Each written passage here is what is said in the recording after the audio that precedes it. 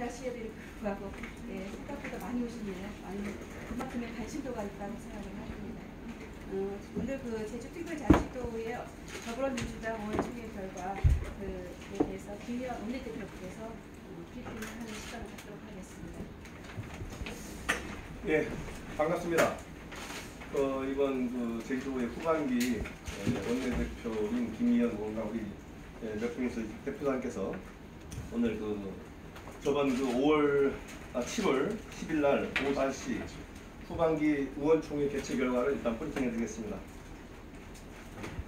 그간 제주도의회에서 정당 정치의 팔이 크지 않았으나 현재 더불어민주당이 전체 의원의 67.5%를 차지하고 있기 때문에 당내의 의견 조율이 무엇보다도 중요한 시점으로 정당에 소속된 의원들의 의사를 사전에 통합하고 다른 교섭단체와의 사전 협상 등을 통해서 의회 운영을 원만하게 해나가기 위해 교섭단체의 본래 역할을 충실히 해나가기 위해서 앞으로 의원총회를 주기적으로 개최하여 의원들의 뜻을 모아나갈 계획입니다.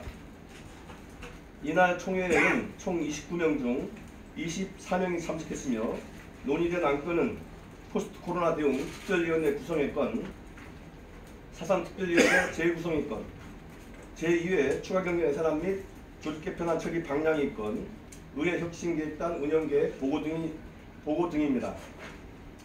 포스트 코로나 대응 특별위원회는 코로나19로 인한 도민 안전 위협과 경제 침체 상황이 장기화될 것이 예상되는 바 변화된 정책 환경에 맞추어서 제주도정의 전체의 정책 기조와 정책 방향을 의회 차원에서 점검하고 중장기 정책 전략을 수립하기 위한 것으로 강남수 의장이 당선 인사 말씀에서 구성 필요성을 피력한 만큼 구성 운영하기로 하였으며 위원장은 강성민 의원이 맡기로 합의하였습니다.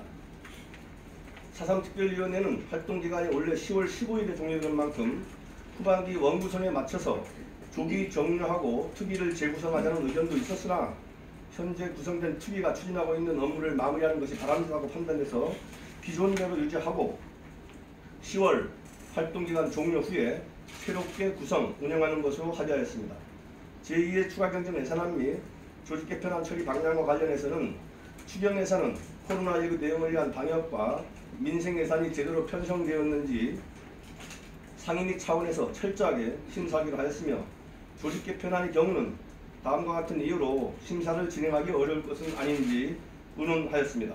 첫째, 시설공단 조례가 현재 본회의에 상정 보류된 상태로 시설공단 조례 의결 시 이에 따른 조직개편이 추가로 진행될 가능성이 있는 바 시설공단 조례와 함께 조직개편이 이루어지는 것이 바람직하다는 것입니다.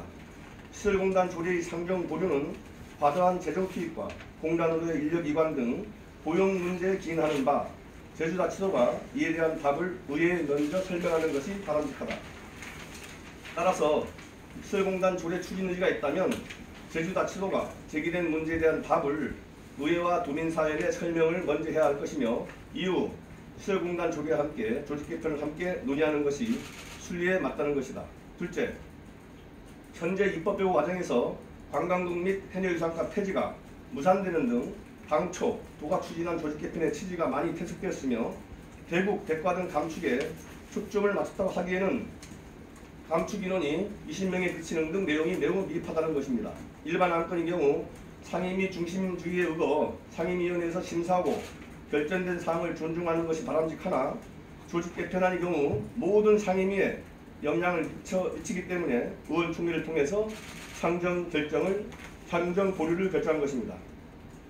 조직개편안의 처리 방향에 대한 논의는 앞서 설명한 문제점을 해소하기 위한 제주도적인 노력이 미흡한 것뿐만 아니라 원희룡 지사가 인사청문회의 부적격 결론에도 불구하고 서울시장 임명을 강행한 것에 대한 도민사회 내 설명 및 사과가 없었으며 특히 도민만을 바라보겠다던 도민과의 약속을 저버린 채 연일 대권 행보에만 집중한 것에 대한 경고의 의미 또한 포함되었습니다.